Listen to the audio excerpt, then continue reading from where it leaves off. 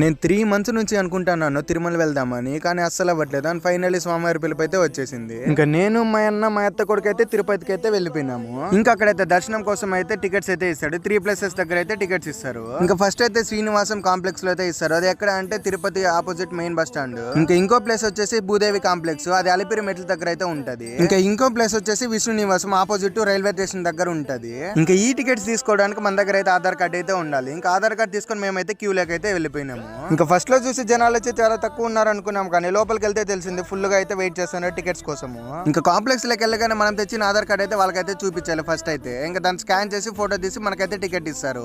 ఇంకా దర్శనం టికెట్ కోసం అయితే మేమైతే క్యూలో 3 hours అయితే వెయిట్ చేసాము. ఇంకా మీరు తెచ్చిన లగేజ్ అయితే ఫ్రీగా అయితే కొండపైకి అయితే తెచ్చిస్తారు. అది ఎక్కడో చెప్తాను, ఈ రీల్ అయితే సేవ్ చేసుకోండి. ఇంకా మీరు అలిపిరి మెట్ల ఎక్కే దగ్గర లెఫ్ట్ సైడ్ లో ఉంటది ఫ్రీ లగేజ్ సెంటర్ అని, మీరు అక్కడ ఇచ్చేసారంటే వాళ్ళే పైకి తీసుకొచ్చి ఇచ్చేస్తారు. ఇంకా మేమైతే స్వామివారి కోసం అయితే కొబ్బరికాయ అయితే తీసుకునేసాము మెట్లు ఎక్కడానికి. ఇంకా అలా స్వామివారిని తెలుసుకున్నట్టు ఇంకా అయితే కొట్టేసి మేమైతే స్టెప్స్ ఎక్కడం అయితే స్టార్ట్ చేస్తున్నాము. ఇంకా నెక్స్ట్ వీడియోలో అయితే మీకు కావాల్సిన ఇన్ఫర్మేషన్ అయితే ఇంకా ఇస్తాను. దానికోసం మన అకౌంట్ ఫాలో చేసుకొని యూట్యూబ్ లో అయితే సబ్స్క్రైబ్ చేసుకోండి.